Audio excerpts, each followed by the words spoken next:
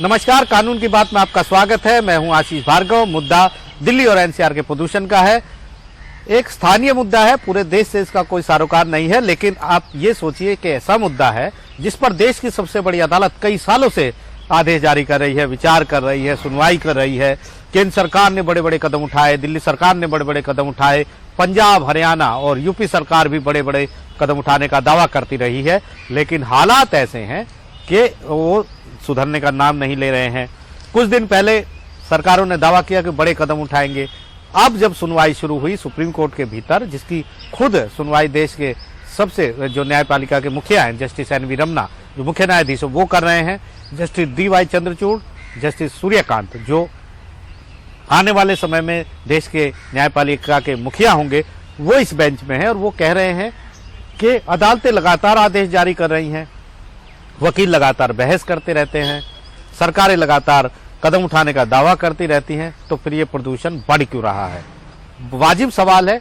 इतनी सुनवाई के बाद, इतने फैसलों के बाद, इतने दिशा निर्देशों के बाद अगर दिल्ली और एनसीआर का प्रदूषण बढ़ता जा रहा है तो वाकई चिंता की बात है, और वो भी तब जब पूरी केंद्र सरकार, 4 सरकारें मिलकर कदम उठाने का दावा करती हैं। सबसे पहले नंबर आया दिल्ली सरकार का। सबसे बड़ी स्टेक होल्डर है, सबसे बड़ी हितधारक है इस पूरे मामले में।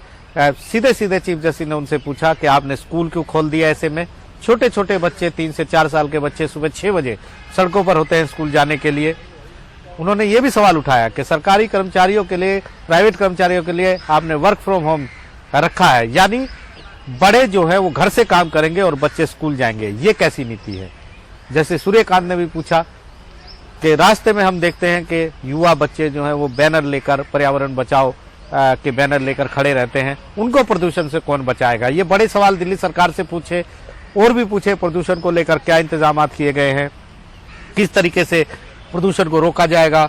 खास तौर पर यह पूछा है कि स्कूलों को लेकर क्या फैसला होगा। तो दिल्ली सरकार ने कोर्ट की हियरिंग के बाद तुरंत ये घोषणा कर दी है कि स्कूल अब बंद रहेंगे।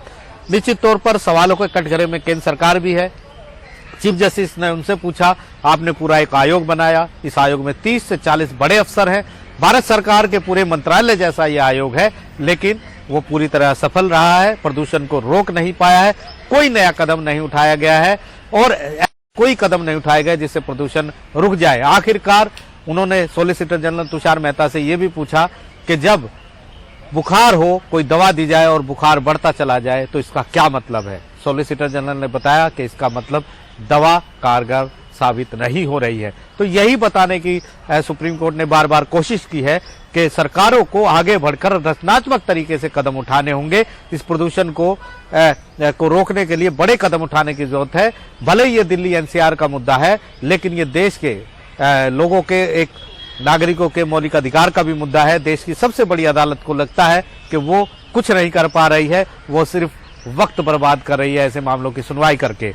अब सुप्रीम कोर्ट ने सभी सरकारों को 24 घंटे का वक्त दिया है कि शुक्रवार सुबह 10 बजे फिर आए, ठोस कदम उठाए जाए, वरना सुप्रीम कोर्ट सख्त आदेश जारी करने पर मजबूर होगा। सुप्रीम कोर्ट ने यह भी बात नोट की है याचिकाकर्ता के वकील विकास सिंह की तरफ से कि एक स्पेशल टास्क फोर्स बनाने की जरूरत है। एक टास्क फोर्स हो जो सरकार के इन कदमों की, जो बात करते हैं दावों की, उपायों की, उनकी निगरानी करे। इंडस्ट्रीज को बंद किया जाए, जो प्रदूषण फैलाने वाले जो वाहन है उनको रोका जाए, क्योंकि फिर पराली फिलहाल ये मुद्दा नहीं है। पराली अगर मुद्दा नहीं है तो फिर इतना प्रदूषण कहां से आया है, सुप्रीम कोर्ट ये पूछ रहा है। कुछ नाम भी सुझाए गए हैं, सुप्रीम कोर्ट को अब तय करना है कि क्या वो टास्क फोर्स बनाए। इशारा कर दिया गया है, इंतजार सुप्रीम कोर्ट की अगली सुनवाई का होगा।